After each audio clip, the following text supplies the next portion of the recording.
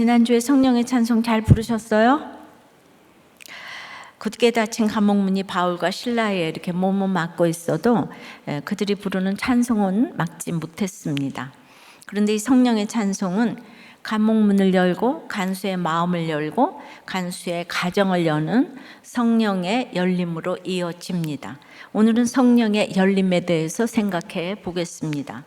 첫째로 옥토를 움직여 감옥문을 여십니다. 26절이에요.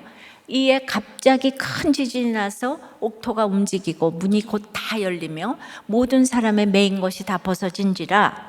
이에는 깊은 옥에 갇힌 바울과 실라가 성령의 찬송을 하므로 갑자기 큰 지진이 나서 옥토가 지금 움직인다는 것이에요. 지진은 하나님의 임재와 화답을 상징합니다. 자, 이 일은 귀신 들린 요정을 위하여 옥에 갇히기로 결정하고 온갖 매를 맞고 살점이 뜯겨져 나간 바울과 실라를 향한 하나님의 기쁨을 이기지 못하는 찬송의 화답의 현장입니다. 하나님의 하나뿐인 아들이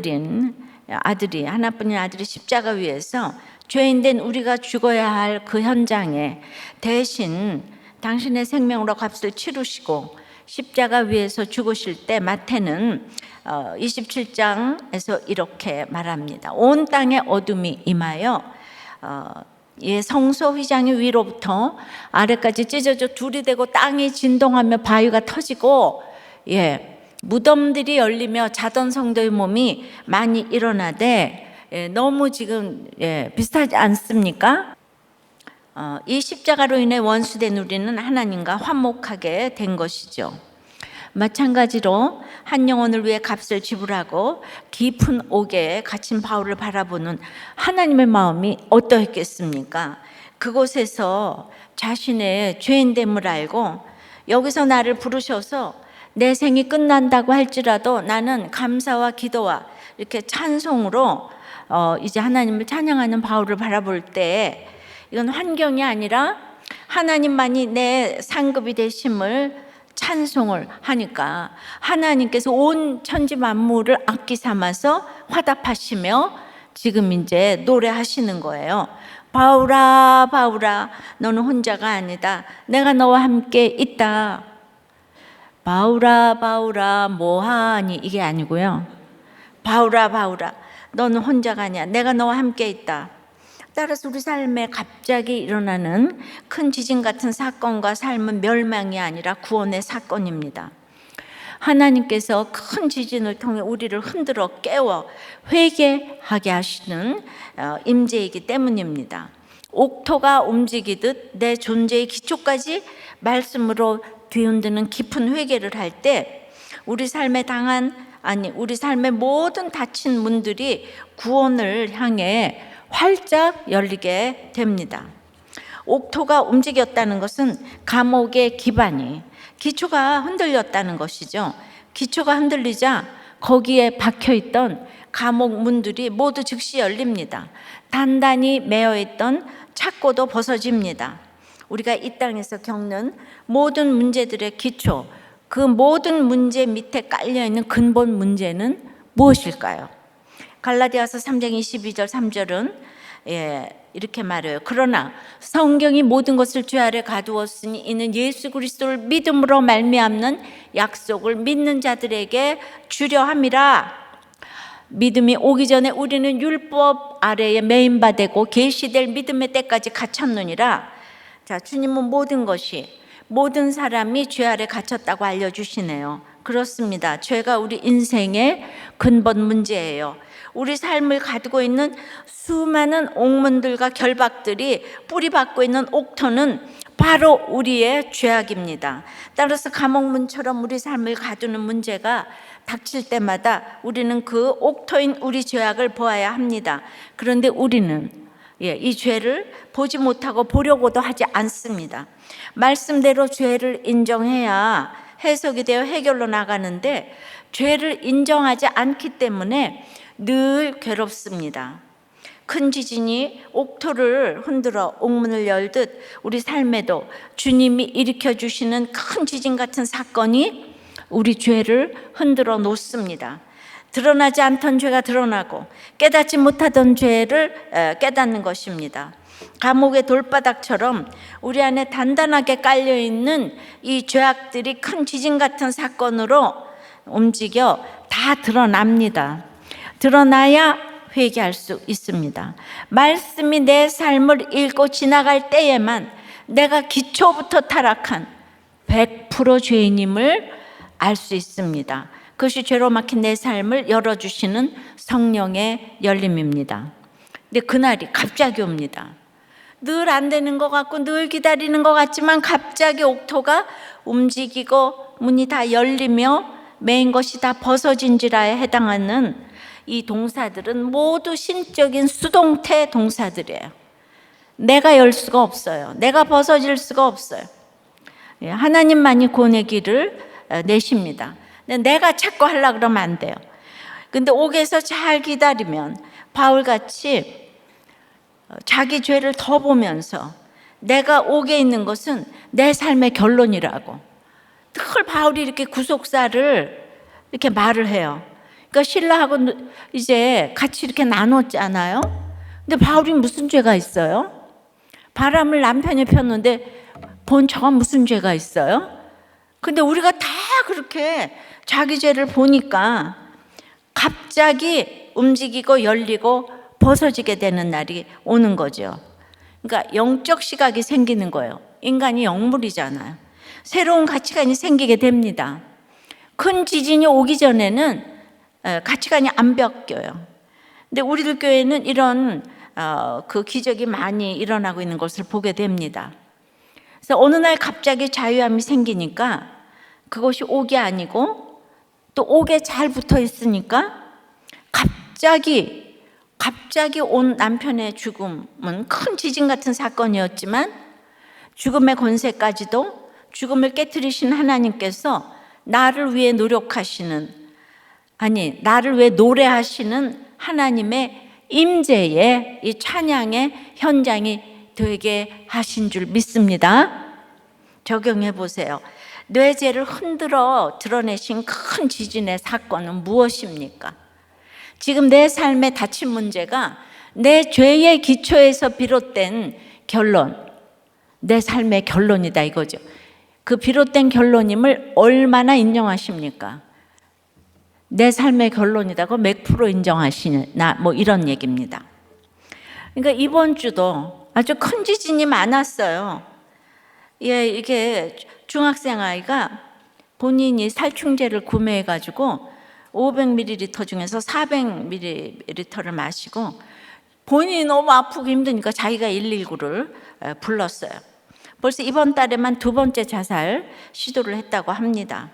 작년부터 반복적으로 자살 소동이 있었지만은 부모들은 이게 부모들에게 큰 지진이 안 와서 그런지 이게 이제 말씀이 안 들리면 처방이 안 되는 거예요. 그래서 그냥 정신과 입원 치료를 처방했는데 이제 부부가 한 마음이 안 되니까 따르지 않고 있었는데 이번에 살충제를 먹은 거 진짜였구나 생각을 해서 이제 굉장히 애통하게 된 거예요. 부부 사이가 안 좋아서 자녀에게 부정적인 영향을 끼친 것도 이제 깨닫고 이제 계셨어요. 그래서 이번에는 이제 입원을 시키기로 하고 이제 두 부부가 손을 잡고 기도했는데 10년 만에 정말 10년도 넘게 손을 안 잡아본 것 같다고 해요. 처음으로 서로에게 미안하다, 사랑한다 고백하면서 회개하며 많이 이제 우셨다고 합니다. 저는 이 큰 지진에 기초인 옥토가 움직인 것 같고 이제 옥문이 열리기를 기도합니다. 큰 지진이 와서 엄청난 진보가 있었어요. 바로 이것이 성령의 열림입니다. 성령의 열림 두 번째는 옥문이 열렸으니까 나가야 되는데 스스로 갇힌 자가 되어서 간수의 마음을 여십니다. 이게 참 중요해요. 자, 27절부터입니다. 간수가 자다가 깨어 옥문들이 열린 것을 보고 죄수들이 도망한 줄 생각하고 칼을 빼어 자결하려 하거늘 바울이 크게 소리질러 이르되 네 몸을 상하지 말라 우리가 다 여기 있노라 하니 간수가 등불을 달라고 하며 뛰어들어가 무서워 떨며 바울과 실라 앞에 엎드렸어요. 하나님이 임재하시는 사건, 내 삶을 송두리째 뒤흔드는 지진의 사건이 바울 일행에게는 하나님의 화답이었는데, 정말 묶었던 결박이 풀어지는 이 자유케 되는 사건이었지만 간수에게는 자결할 사건인 거예요. 멸망할 사건인 거예요. 죽을 사건인 거예요. 똑같은 사건이 여기는 구원의 사건인데 여기는 심판의 사건이에요. 내가 남편이 갔어도 내가 믿음이 없었다면 이거는 이제 심판의 사건이잖아요. 근데 저에게는 이 찬송의 사건이 됐잖아요. 당시 로마 시대에는 죄수들을 도망치게 하면 그 죄수 대신에 자기가 죽어야 돼요. 우리가 베드로도 이제 감옥에서 나가서 그 파수꾼 헤롯이 죽였던 거 기억나시죠? 그러니까 이제 절망 속에서 이제 자기는 죽은 목숨이니까 그렇게 죽기 전에 칼을 빼서 지금 자결하려고 했어요. 그 일촉즉발에 자살이라는 게 1초, 2초 사이에 일어나는 거예요. 근데 바울이 크게 소리질러 이르되 네 몸을 상하게 하지 말라. 우리가 다 여기 있노라 외쳤어요. 여러분 여기 너무 이상하지 않아요?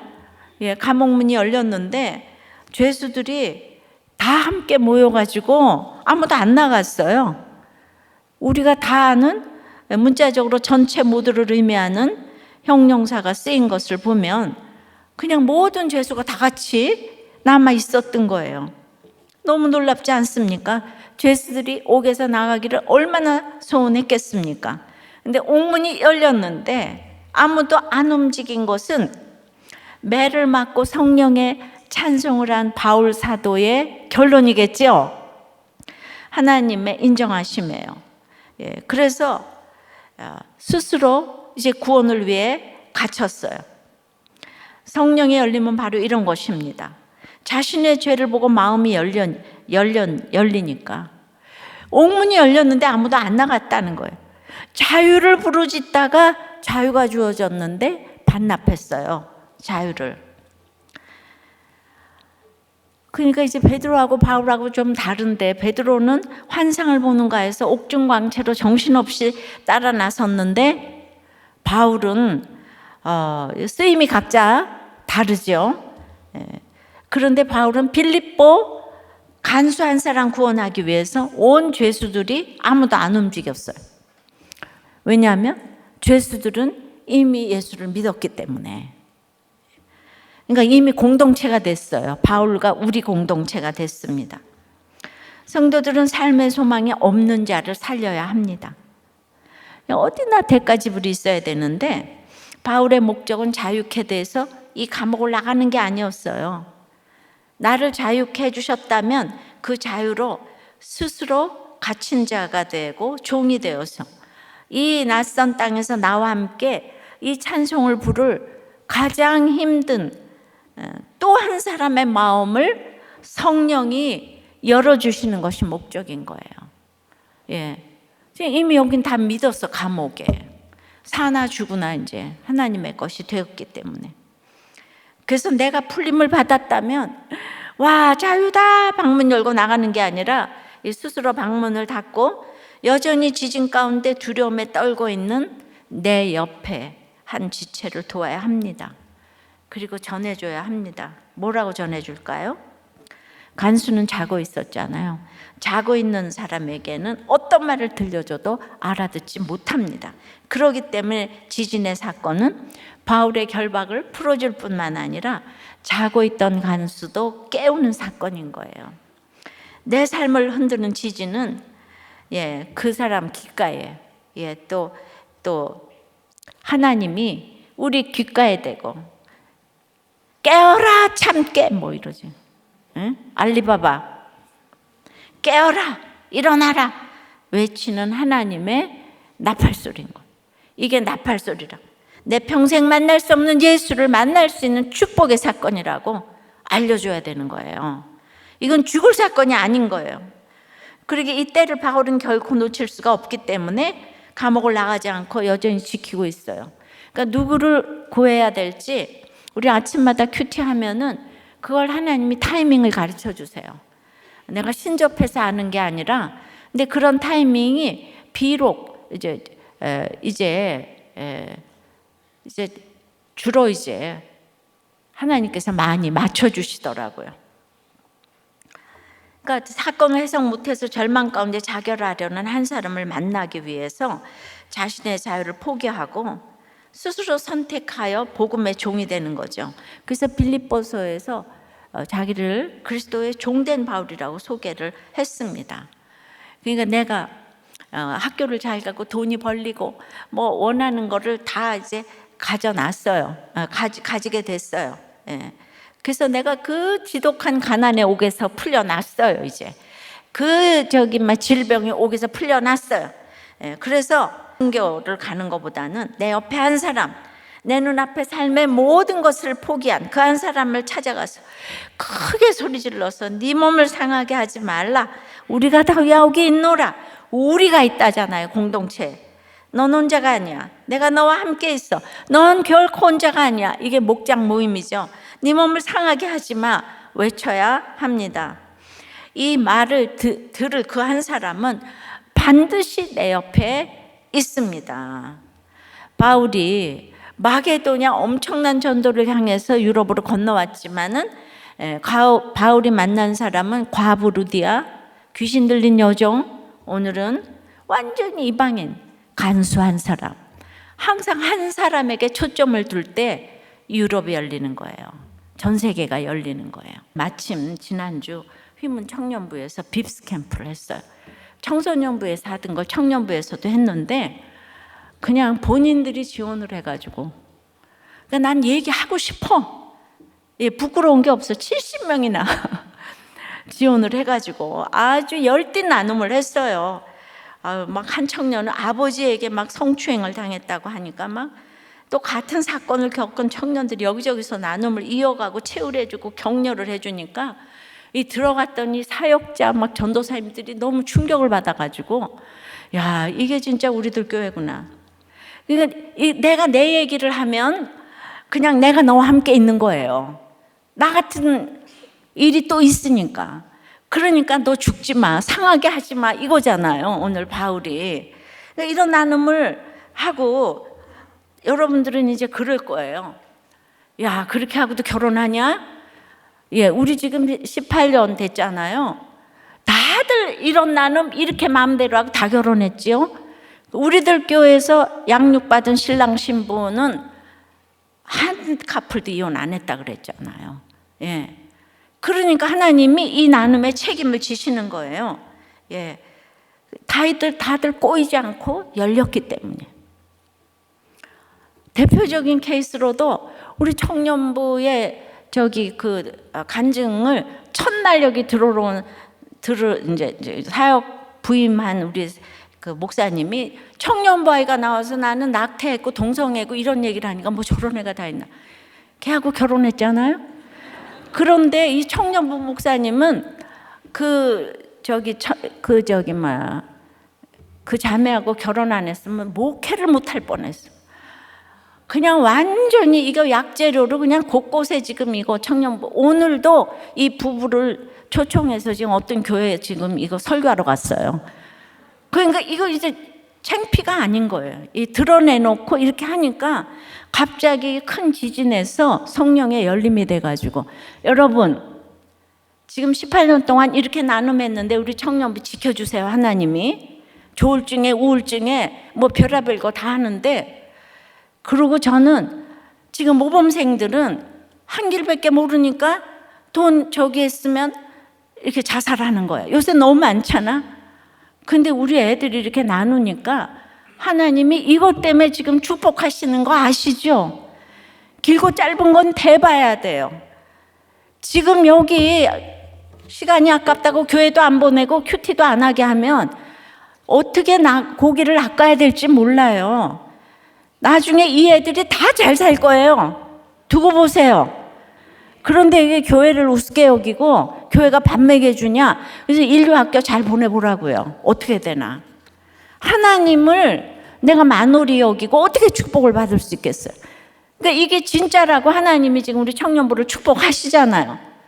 청년부가 날로 부흥하잖아. 교회는 힘든 사람들의 피난처지 로타리 클럽이 아니잖아요. 이번 주간에도 진짜 알코올 중독에 이렇게 실직에, 그래서 이게 손목을 걸려고 했는데 와이프가 옆에서 내가 당신하고 함께 있는데 몸을 상하게 하지 말라고 자살을 멈췄다는 거. 그리고 우리 직전에 우리도 그 지체가 생각이 났다는 거. 그러니까 이게 우리가 있지 않냐고. 지금 바울이 다 우리가 지금 여기 있다, 몸을 상하게 하지 말. 이게 우리들 교회 목장 아니겠습니까? 예. 그리고 내 얘기를 하는 거예요. 예. 크게 소리 질러서 그냥 내가 너와 함께 한다고. 이게 자기 간증 아니겠습니까? 적용해 보세요. 옥문이 열렸는데 한 영혼을 위해서 스스로 갇히고자 하는 것이 있습니까? 예. 이 얘기는 소매가 겨우 만회됐는데 자청해서 손해를 보고자 하는 것이 있습니까? 그러니까 내가 다 열렸는데 주님을 위해서 구원을 쓰지 않아야 되는 거죠. 그거예요. 내 구원을 쓰지 않는 거. 쓸 수 있는데 구원 때문에 쓰지 않아야 될 구원. 예. 자, 그래서 성령이 열리면 옥문이 열리고 마음이 열리니까 결론이 세 번째는 주 예수를 믿으라입니다. 이것이 인생 최고의 질문과 답인데 이걸 바울이 얻어냈습니다. 30절서부터입니다. 그래서 그들을 데리고 나가 이르되 선생들이여 내가 어떻게 하여야 구원을 받으리까 하거늘 이르되 주 예수를 믿으라 그리하면 너와 내 집이 구원을 받으리라 하고. 예. 그래서 이제 이 간수가 드디어 스스로 내가 어떻게 하여야 구원을 받으리까. 바울이 먼저 말한 게 아니에요. 그 지진의 사건이 간수를 깨우고 잠에서 깨어난 간수는 한 가지 사건이 기억나지 않았을까요? 무엇입니까? 자기가 잠들기 전에 그냥 한밤중에 바울과 실라가 이 감옥에서 매 맞고 들어왔는데 내 죄 때문에 이렇게 된 거야. 내가 여기 안 들어와서 마땅히 지금 기독교인들 죽이고 있었을 거야. 뭐 이러면서 이 구속사를 고백하면서 회개하고 하나님께 함께 기도하고 찬송을 하니까 죄수들이 들었다 그랬잖아요. 근데 그때 죄수만 들었겠습니까? 간수도 듣지요. 들었지만은 자기하고는 상관이 없으니까 들었어요. 아까 우리 간증하신 서집사님도 남편이 바람피지 않을 때는 그런 게 안 들어오는데 이제 그게 자기하고 상관이 있으면 이게 딱 생각이 나는 거예요. 이거 바로 그거예요. 하면서 바울이 자기를 도와줬는데 바로 이 사람이 옥에서 찬송하던 사람이구나 이렇게 생각을 하고 그냥 하나님이 함께하는 사람이구나, 구원받은 사람들이구나, 나도 저 구원 좀 받았으면 좋겠다. 그래서 더 이상 자신이 뭘 먹을지 입을지 어디를 갈지 이런 질문이 아니고 어떻게 하면 바울과 같은 저런 삶을 살 수 있을까? 그러니까 내가 그 바울 사다가 얻은 구원, 내가 어떻게 하여야 그 당신이 받은 그 구원을 얻을 수 있겠습니까? 이렇게 질문을 한 거죠. 그래서 바울의 이런 삶으로 인해서 인생 최고의 질문을 하게 한 거예요. 이거. 그러니까 바울의 대답은 질문만큼이나 간단하게 최고의 대답을 했어요. 뭐 회개란 말도 하지 않았어요. 그냥 주 예수를 믿으라. 예, 너와 내 집이 구원을 얻으리라. 예, 자신들 보고 선생이라고 퀴리온, 복수니까 퀴리오이 이러는데 그냥 우리가 퀴리온이 아니라 예수님이 퀴리온이다. 주님이다. 나를 주목하지 말라. 내가 간밤에 얘기했던, 내가 죽였던 그 예수님, 내가 살인자, 나 대신에 십자가에 달린 그 예수를, 주 예수를 믿으라. 이렇게 얘기했겠죠. 그러니까 복음이요, 그렇게 그냥 신구약 66권 뭐 이렇게 해서 말해서 예수를 믿겠어요? 예수를 믿으면 복이 옵니다 이렇게 하면은 전도를 하나요? 예, 뭐 많은 말, 변론 이런 걸로 전하는 게 아니에요. 이미 옥에 갇힌 환경에서 삶으로 복음을 다 전했어요, 바울은. 예. 그래서 간수는 복음을 이미 바울의 삶으로 다 들었어요. 어떻게 억울하게 옥에 갇힌 사람이 저렇게 자기 죄를 보면서 회개를 할 수가 있겠어요? 예. 그런데 이제 바울은 그렇게 해놓고도 옥문이 열렸는데 지금 안 나가고 있잖아요. 그리고 가만히 있다가 그냥 옆에 있어줬잖아요. 간수 옆에 있어줬잖아요. 이게 큰 복음이죠. 있어주고 간수가 물어보니까 그때서야 주 예수를 믿으라 하니까 이게 폭발력 있게 뚫고 들어가는 거죠. 복음은 이렇게 전하는 것입니다. 예. 그래서 우리가 많은 그런 이제 임종 예배를 갈 때 저는 굉장히 많이 이렇게 이제 뭐 99% 확률까지는 아니더라도 제가 갔을 때 이렇게 내 삶으로 이렇게 전하니까 이제 많이 영접을 했지만은 보통 때 이렇게 영접 예배, 임종 예배 때 복음을 받아들이지 않는 분들이 제 인생에도 한 서너 분이 있었어요. 근데 우리 부목사님들 얘기를 들어보면은 복음을 받아들이지 않는 분들의 특징이 자녀들 또 가족들에게 한 번도 삶으로 말씀으로 복음을 들어보지 못한 분들은 끝까지 받아들이지 않는 경우가 많다는 거죠. 근데 늘 식구들이 자녀가 아내가 남편이 찬송하고 기도하는 모습을 보이면서 복음으로 삶을 살아내는 이런 모습을 보이면은 거의 다 영접을 한다는 거예요. 그러니까 지금 눈앞에서 안 돼서 그러니까 그냥 삶으로 본을 보이면서 복음을 전하라는 거예요. 복음의 우체통에 갖다 좀 넣으시고 예수가 밥 먹여주냐 뭐 이러면 그러게요.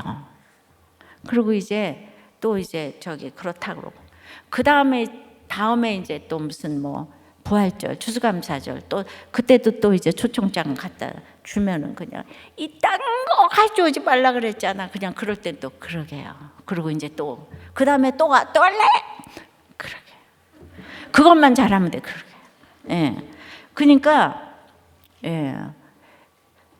이게 무슨 말이냐면 내 돈 내가 쓰는데 무슨 상관이냐. 내 시간, 내 물질, 내 능력, 내가 돈 벌어 내가 쓰는데 뭐가 어때? 그게 아니고요. 오직 구원을 위하여 내 구원은 쓰지 않고 스스로 갇힌 자가 되어서 먼저 내 자유를 포기하고 옥에 갇힌 환경에서 삶으로 기도하고 찬송하는 모습을 보이는 가정은 이미 그 한 사람이 복음을 전하고 있는 거예요. 언젠가 반드시 돌아오게 돼 있어요. 물론 바울 가정은 안 열렸어요. 그분은 또 수준이 높기 때문에 그러니까 그만큼 훈련이 있는 사람은 좀 뒤에 이렇게 해주지만은 결과적으로는 바울 때문에 온 인류가 돌아오게 생겼어요. 그러니까 지금 그 가정이 안 열린 게 아니에요. 그 가정이 수고해서 온 인류가 돌아오게 된 거죠.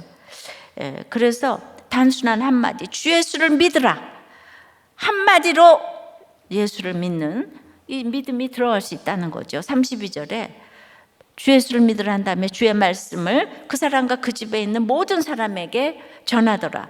곧이어 바울은 방금 전에 일어났던 이 기적, 막 지진이 열리고 막 그냥 옥문이 열리고 이런 거 다 잊어버리고 간수와 가족들에게 주의 말씀을 전했어요.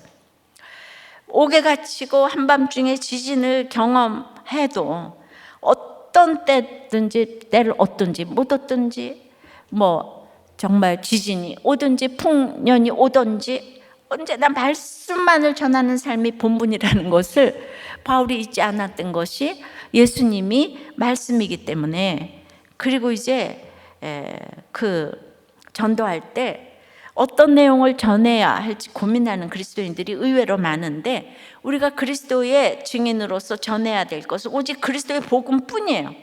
그러니까 구원받았다면 말씀을 읽어야 하고 성장해야 하는 거예요. 그러니까 내가 예수 믿기 전에 어땠는지 예수 믿고 나서 어땠는지 예수잖아요. 그죠? 오직 그걸로 이렇게 전하니까 진짜 가서 이렇게 이제 많은 사람들이 영접을 이제 한 것 같아요. 적용해 보세요. 내가 이 세상에서 가장 듣고 싶고 하고 싶은 한마디는 무엇인가요? 주 예수를 믿으라입니까? 나를 믿으라입니까? 마지막에 자녀들에게 이 얘기하고 가셔야 된다고 해도 그거 안 되더라고요. 안 되는 분들 있더라고요. 자, 성령의 열림은 오늘 옥문이 열리고 이제 그 내가 나갈 수 있지만 갇힌 자 되니까 한 마음이 열리고, 이제 주 예수를 믿게 되면 네 번째는 가정이 열립니다. 이런 가정은 섬김의 큰 기쁨을 누리게 하세요. 33절 4절 그 밤 그 시각에 간수가 그들을 데려다가 그 맞은 자리를 씻어주고 자기와 그 온 가족이 다 세례를 받은 후 그들을 데리고 자기 집에 올라가서 음식을 차려주고 그와 온 집안이 하나님을 믿음으로 다 같이 크게 기뻐하니라. 성령의 열림의 결론은 크게 기뻐하는 거예요. 삶을 끝내려던 그 한 사람의 마음이 열리니까 그 가정이 열렸어요. 그래서 날마다 환난 당하고 빚지고 원통한 자 오라 그랬더니 우리는 모든 그 사람 마음이 열리니까 다 가정이 열렸어요. 그래서 목장 예배를 아주 정말 우리는 진심으로 드립니다. 집을 내는 거를 그렇게 힘들어하지 않아요. 복음을 듣고 이제 드디어 간수는 바울과 실라의 처지를 살피게 된 거예요. 온몸이 피투성이가 된 게 보였어요. 그래서 곧장 수도가로 데려가서 씻어주면서 또 간수와 온 가족이 세례를 받았으니까 또 이제 영혼의 상처가 씻김을 받았겠죠. 그러니까 내가 마음이 열리면은 상대방의 아픔이 보여요. 그러니까 우리 아픔을 향해서 나가잖아요. 조금 전까지만 해도 간수와 죄수, 이 관계였잖아요. 근데 성령으로 이제 세례를 받아가지고 이 관수 죄수가 한 지체가 됐어요. 지금 이게 우리들 교회가 차별이 없다는 얘기가 바로 그겁니다. 그러니까 이제 마음이 열리고 세례를 받게 되니까 자기 집으로 데리고 가서 음식을 차려주잖아요. 아니 감방의 간수들의 죄수들에게 어떻게 음식 던져주는 걸 얼마나 귀찮아했겠어요. 우리가 어떻게 남을 위해서 밥을 차려주겠어요, 목장에서. 그런데 우리가 이렇게 다 마음이 열리고 집이 열리면은 다 목장에서 음식을 차려주기를 기뻐하는 거예요. 이게 우리도 교회 얘기 아니에요? 기뻐하는 거예요. 그리고 이제 그 인생의 유턴을 했어요. 그 성령께서 주의 말씀으로 마음을 여시니까 관계가 열리고 집이 열려서 성령의 교제가 있는 교회가 되는 거예요. 이렇게 성령의 열림으로 삶이 변한 결과는 큰 기쁨이에요. 그 이유가 중요합니다. 그와 온 집안이 하나님을 믿음으로 크게 기뻐했다 그랬어요. 간수가 로마의 그 간수면은 굉장히 고급 공무원인데 기쁠 일이 없는 거예요. 공무원을 해서 잘 살아도 이 세상에 기쁜 일이 없어요. 근데 온 가정이 믿음으로 하나가 되어서 다른 지체들을 돌보고 섬기니까 큰 기쁨이 이제 생겼어요. 이 세상의 기쁨은 주밖에 없는데 저는 보니까 공동체에서 다른 지체들을 섬길 때 특별히 주시는 큰 기쁨이 있는 걸 봤어요. 제가 목장을 보면서 섬긴 가운데 예수님을 보게 되니까 크게 기쁜데, 왜냐하면 이 땅에 가장 큰 섬김을 위해 오신 분이 예수님이잖아요. 근데 자기 목숨을 많은 사람의 대속물로 주시기까지 섬겼는데, 따라서 우리가 다른 주체들을 섬길 때마다 예수님께서 내 가운데, 우리 가운데 나타나시는 거예요. 섬김의 모델이 예수님이니까. 그러니까 섬길 때마다 기쁨을 주시는 거예요. 예수님이 온 천하니까. 온 천하보다도 귀한 것이 구원인데, 그 구원의 주체 되시는 예수님이 섬길 때마다 나타나시니까 섬김을 받는 자는 물론이고 섬기는 자가 다 함께 예수님 때문에 크게 기뻐하는 거예요. 그러니까 예수님은 기쁨의 원동력이기 때문이죠. 그 마음이 열려서 옥문이 열려서 이렇게 내 마음 권을 쓰지 않으니까, 스스로 갇힌 자 되어서 한 사람의 마음을 열으니까 그 사람의 그냥 주 예수를 믿게 돼서 가정이 열렸어. 가정이 열리니까 막 데리고 가서 이렇게 대접을 하고 그러면서 맨날 박수치고 좋아하잖아요. 기뻐가지고. 근데 그런 일이 아픈 게 매맞아서 피투성이가 된 게 보였잖아요. 그러니까 우리도 목장에 가면 피투성이가 된 다른 분들이 보인다고요. 보여서 다 들고 일어나서 씻어주고 싸매주고 이렇게 하니까 여러분들이 기뻐서 성령의 열림이 계속 이어져 나가는 줄 믿습니다. 그게 기뻐서 하는 거지 억지로 되겠어요? 그럼 적용을 해보세요. 여러분의 집이 열려서 목장 섬김이 큰 기쁨입니까? 큰 노력입니까? 한번 생각해 보세요. 지금 노력을 하시는 분들은 그래도 이걸 들어놓으면 언젠가 생각이 나는 거예요. 여러분은 마음이 열렸습니까? 꼬였습니까? 도대체 제 설교를 들어줄 수가 없습니까? 은혜가 됩니까? 예, 뭐 하나 이제 소화가 안 되는 게 있는 거죠.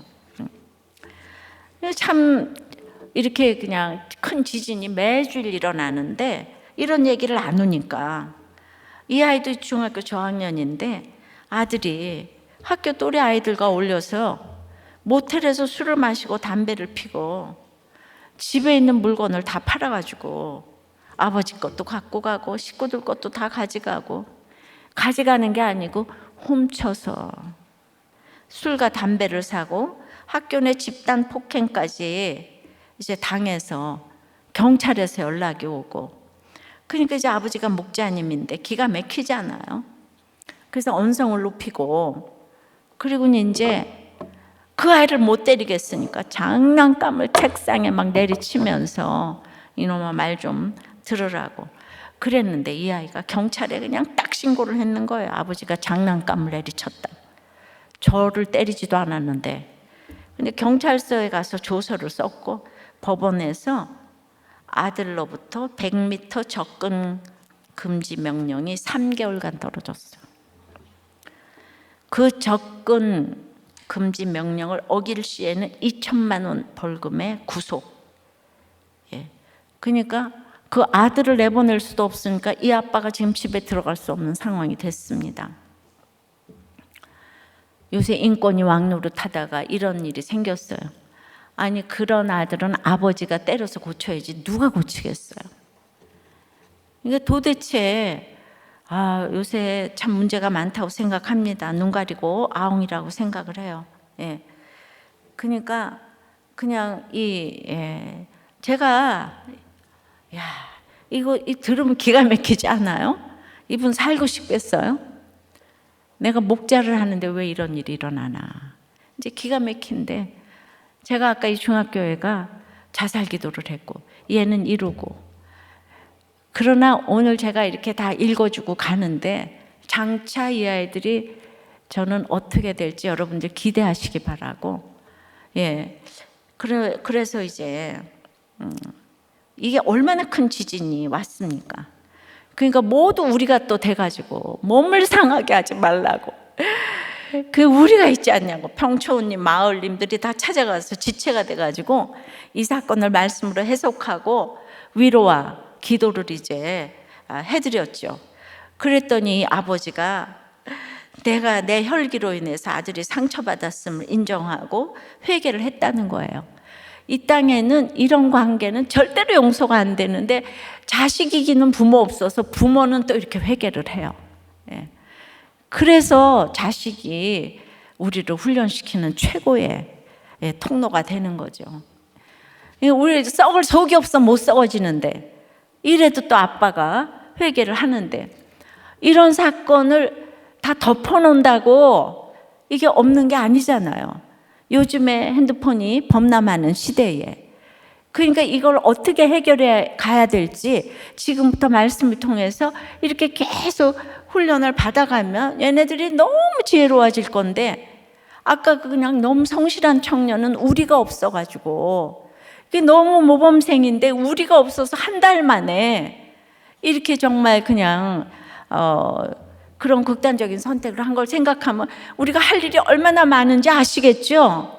한마디만 해도 다 돌아올 건데 그 한마디를 하지 않아서 이렇게 극단적인 선택을 하는 것이 아닌가.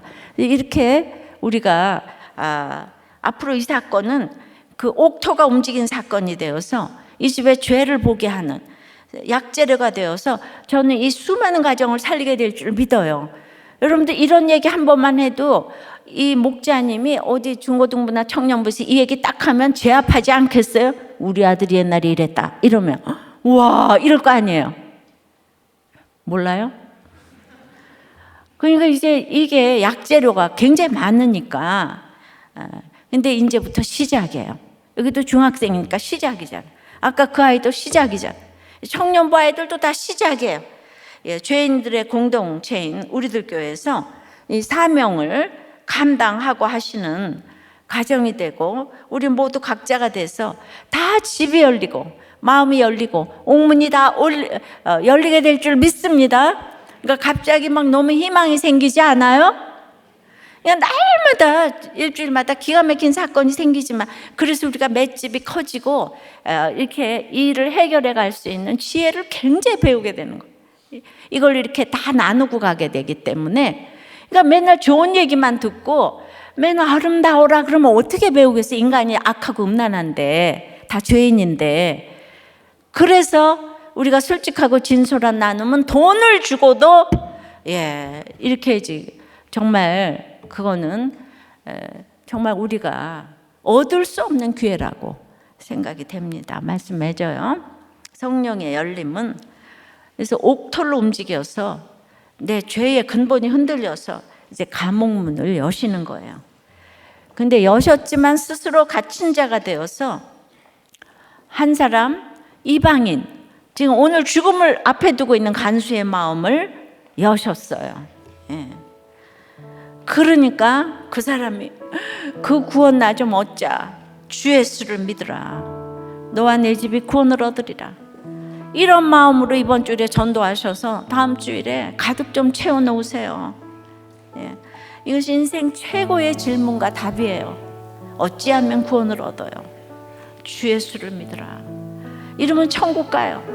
제가 이렇게 평생을 외쳐서 예수를 전해도 내가 죽기 전에 그냥 주 예수를 믿으라. 너와 내 집이 구원을 얻으리라. 그거 아멘 하면 천국 가고 저하고 다를 게 없어요. 똑같아. 가정이 열립니다. 섬김의 큰 기쁨을 누리게 하세요. 이 땅에서 이제 시작됐습니다. 여러분들의 모든 인생이 이제 시작된 줄 믿습니다.